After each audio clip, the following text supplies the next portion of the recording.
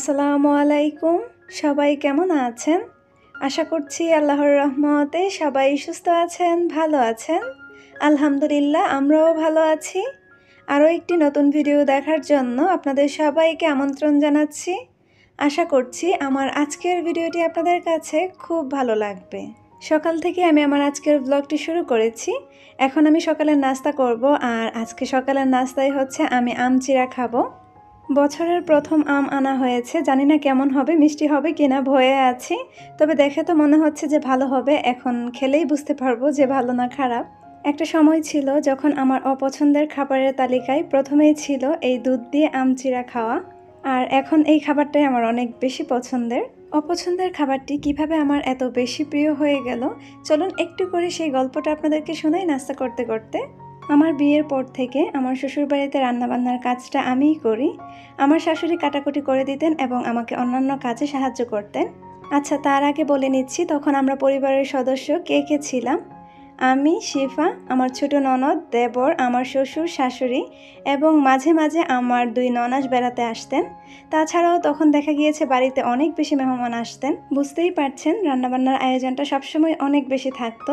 আর তাছাড়াও আমার শ্বশুর বাড়িতে দেখা গিয়েছে 3 টাইমই রান্না করতে হয়, সকাল, দুপুর এবং রাত, তাও আবার মাটির চুলাতে। আমার শ্বশুর শাশুড়ি মাটির চুলার রান্না খেতে খুব পছন্দ করেন, তাই সবসময় আমরা মাটির চুলাতেই রান্না করি গ্রামে। এই পর্যন্ত সব কিছুই ঠিকঠাক আছে, কিন্তু সমস্যা হচ্ছে যখন আম কাঁঠাল পাকার সময় হয় বা আম কাঁঠাল পাকে, তখন দেখবেন যে এত বেশি গরম পড়ে, মানে যেটা আসলে বলতে বোঝানোর মতো না। আর ঠিক এই সময়টাতে মাটির চুলায় 3 বার রান্না করা সাধারণ কথা নয়, কিন্তু যারা রান্না করেন তারা তো জানেন যে কী পরিমাণ কষ্ট হয় মাটির চুলাতে রান্না করতে।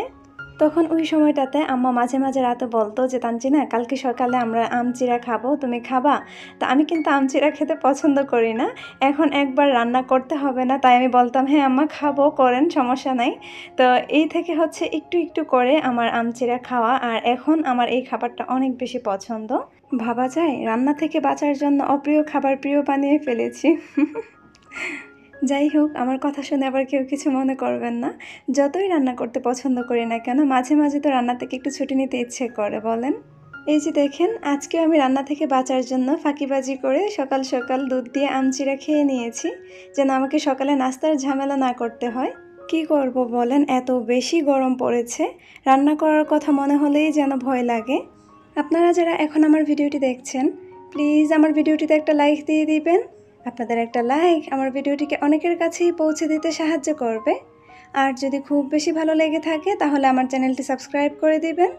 সাবস্ক্রাইব করে পাশে থাকা বেল বাটনের অল অপশনটি প্রেস করে দিবেন, যাতে করে আমি কোনো ভিডিও ছাড়ার সাথে সাথেই আপনার কাছে নোটিফিকেশন চলে যায়।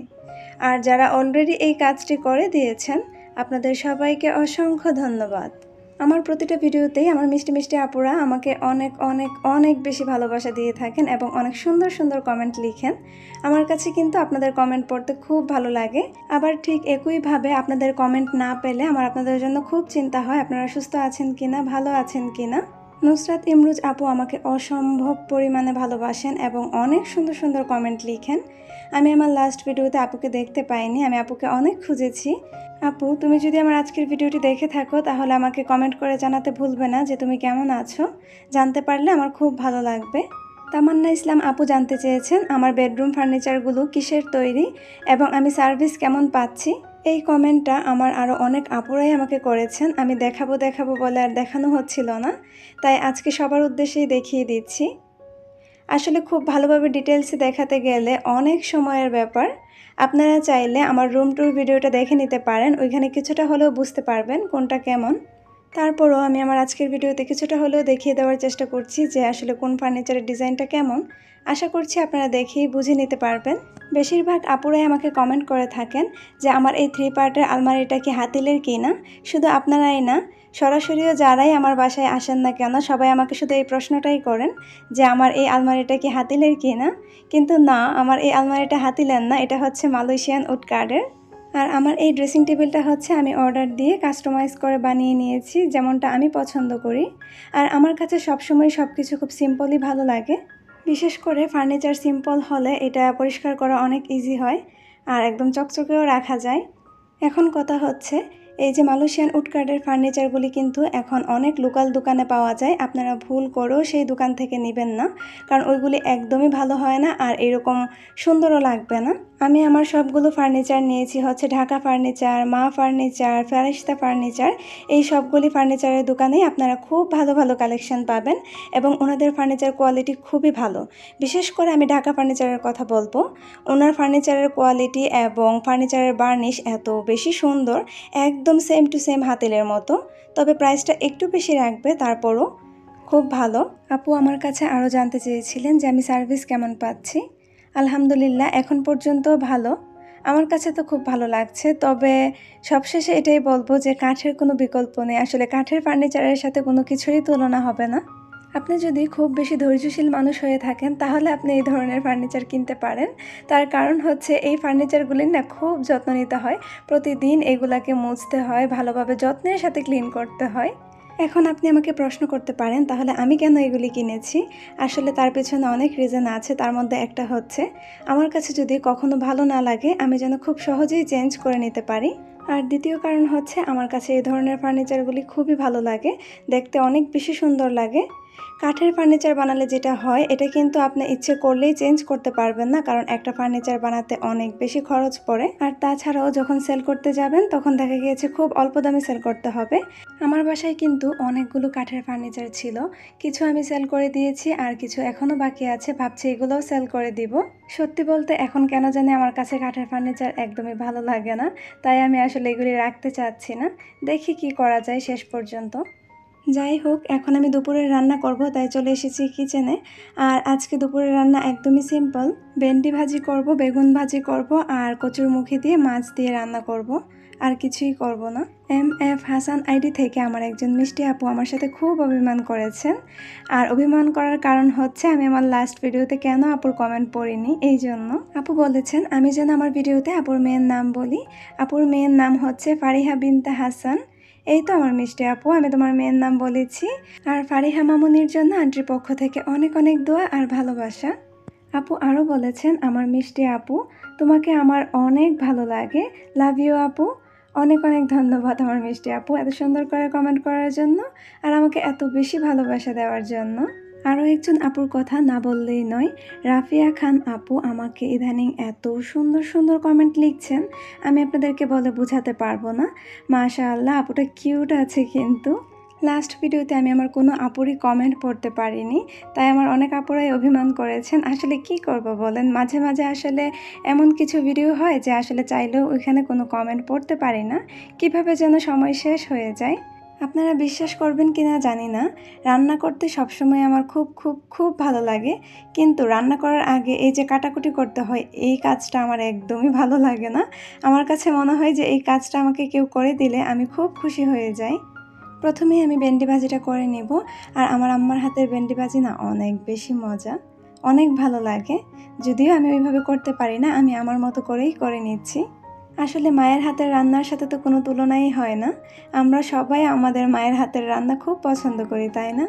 আমার একজন ভালোবাসার আপু খুব করে চেয়েছেন আমি যেন ভিডিওতে আপুর কমেন্টটা পড়ি। আপুর আইডিতে কোনো নাম নেই, ইউজার লেখা। আপু বলেছেন কেমন আছেন আপু। আলহামদুলিল্লাহ আপু, আমি ভালো আছি, তুমি কেমন আছো? আমার মেয়ের জন্য দোয়া করবেন, আমার মেয়ে অনেক অসুস্থ। মামুনির জন্য অনেক অনেক দোয়া আর ভালোবাসা, মহান আল্লাহ যেন মামুনিকে খুব তাড়াতাড়ি সুস্থ করে দেন, আমিন। আপু আরও বলেছেন আপু আপনার ভিডিওর জন্য প্রতিদিন অপেক্ষা করি, কখন আপনার ভিডিও আসবে। আমি বিছানায় শুয়ে শুয়ে আপনার ভিডিও দেখি, মনটা অনেক ভালো লাগে। আপনার কাজগুলো, জিনিসগুলো, কথাগুলো অনেক সুন্দর। ভাইয়া অনেক লাকি আপনাকে বিয়ে করে, ভাইয়া এত ভালো একটা বউর সাথে অভিমান করে। আচ্ছা আপু, অভিমান করার কথাটা বলেছেন হচ্ছে আমি লাস্ট ভিডিওতে বলেছিলাম যে আমি এসি কিনতে যাচ্ছি না, তাই আপনাদের ভাইয়া খুব রাগ করছে, এই জন্য আমার মিষ্টি আপু এই কথাটা বলেছেন। আপু আরও বলেছেন আমি যেন খুব তাড়াতাড়ি ভিডিও দেই। আমার মিষ্টি আপু, তোমাকে অনেক অনেক ধন্যবাদ এত সুন্দর করে কমেন্ট করার জন্য আর আমাকে এত বেশি ভালোবাসা দেওয়ার জন্য। আমার ভেন্ডি ভাজি হয়ে গিয়েছে, আমি একটা বাটিতে নামিয়ে নিয়েছি। আর এদিকে হচ্ছে আমি কচুরমুখীটা রান্না করে নিচ্ছি। সবজির মধ্যে শিফা এই কচুরমুখীর তরকারিটা খেতে খুব পছন্দ করে। ও আসলে এটাকে কচুরমুখী নামে চিনে না, ও বলে এটা সফট আলু। যদি কচুরমুখী বলি তাহলে ও কখনোই খাবে না। আসলে বাচ্চাদেরকে যে কত কি বলতে হয়। তবে আজকের কচুরমুখীটা খুব বেশি ভালো পড়েনি, তেমন একটা সিদ্ধ হতে চাচ্ছিল না। আমার রান্না প্রায় শেষ। এখন আমি সবশেষে বেগুন ভাজাটাও করে নিয়েছি। অনেক দিন পর বেগুন ভাজা করেছি। বেগুন ভাজা আবার আমার ভাই খুব পছন্দ করে, আমার কাছেও খুব ভালো লাগে। তো এখন সব কিছু ডাইনিং টেবিলে নিয়ে এসেছি। আমরা সবাই একসাথে দুপুরের খাবারটা খেয়ে নিব। দুপুরে খাওয়া দাওয়া করার পর কিছুক্ষণ রেস্ট নিয়েছি। তো হুট করেই মেয়ে আবদার করে বসলো সে নাকি প্যানকেক খাবে। মায়ের মন, যতক্ষণ না বানিয়ে দিব ততক্ষণ তো শান্তি পাবো না। তাই চলে এসেছি কিচেনে প্যানকেক বানানোর জন্য। আমার কাছে মনে হয় প্যানকেক বানানো সবথেকে সহজ নাস্তা। একদিক থেকে খুব ভালো হয়েছে যে মেয়ে আমার সহজ নাস্তার আবদার করেছে। ফাতিমা স্মৃতি আপু বলেছিলেন আমি যেন ভিডিওতে আপুর নাম বলি। এই তো আমার মিষ্টি আপু, আমি তোমার নাম বলেছি। আর হ্যাঁ, আপু কিন্তু মাদ্রাসায় পড়ে। সবাই আমার মিষ্টি আপুটার জন্য অনেক অনেক দোয়া করবেন। প্যানকেক বানানোর জন্য এখানে আমি ডিম আর চিনি খুব ভালোভাবে ফোম করে নিয়েছি। যত ভালোভাবে ফোম করতে পারবেন আপনার প্যানকেক ততটাই সুন্দর হবে এবং অনেক বেশি ফ্লাফি হবে। যদিও আমি ওইভাবে রেসিপি শেয়ার করছি না, তার কারণ হচ্ছে প্যানকেকের রেসিপি অলরেডি আমার চ্যানেলে দেওয়া আছে। কেক বানাতে সবসময় আমার কাছে খুব বেশি ভালো লাগে। এটা যে কোনো ধরনের কেক হতে পারে। একটা সময় ছিল যখন আমি সপ্তাহে 2 থেকে 3 দিন কেক বানাতাম। এখন অবশ্য ওইভাবে বানানো হয় না। তার কারণ হচ্ছে আমি আমার পরিবারের মানুষকে যে পরিমাণ কেক বানিয়ে খাইয়েছি, ওনারা কেউই এখন আর কেকের নাম মুখে আনেন না। তবে বিষয়টা এমন না যে পছন্দ করেন না, খুব পছন্দ করেন।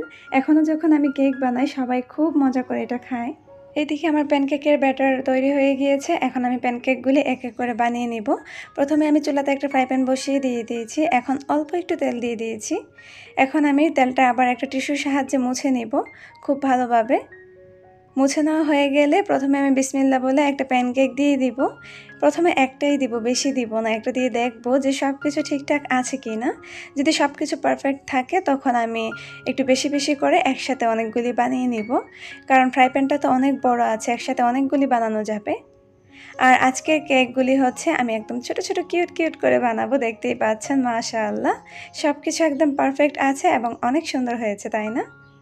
এখন আমি একসাথে 3টা করে দিয়ে তারপরে সবগুলি বানিয়ে নিব। প্যানকেক বানানোর সময় যে বিষয়টা মাথায় রাখতে হবে সেটা হচ্ছে চুলার আঁচ। আপনি যদি চুলার আঁচ একদম বাড়িয়ে দেন তাহলে একদমই পুড়ে যাবে। প্যানকেক একদমই সুন্দর হবে না, আবার একদমই কমিয়ে দিলেও সুন্দর হবে না। এই যে দেখেন আমার প্যানকেকগুলি খুব সুন্দরভাবে হয়ে যাচ্ছে, কিন্তু একদম সবগুলির কালারই খুব সুন্দর আসছে। প্যানকেকের কালার যদি সুন্দর না আসে আসলে ভালো লাগে না। আমার কাছে মনে হয় প্যানকেকের এই কালারটাই হচ্ছে প্যানকেকের আসল সৌন্দর্য, এটা আমি মনে করি আর কি। এখন আমি আপনাদেরকে একটা ভেঙে দেখিয়ে দিচ্ছি যেটার ভেতরের অংশটা কেমন হয়েছে। আশা করছি আপনারা দেখেই বুঝতে পারছেন কতটা পারফেক্ট হয়েছে। আজ এখানেই বিদায় নিচ্ছি। আসসালামু আলাইকুম, আল্লাহ হাফেজ।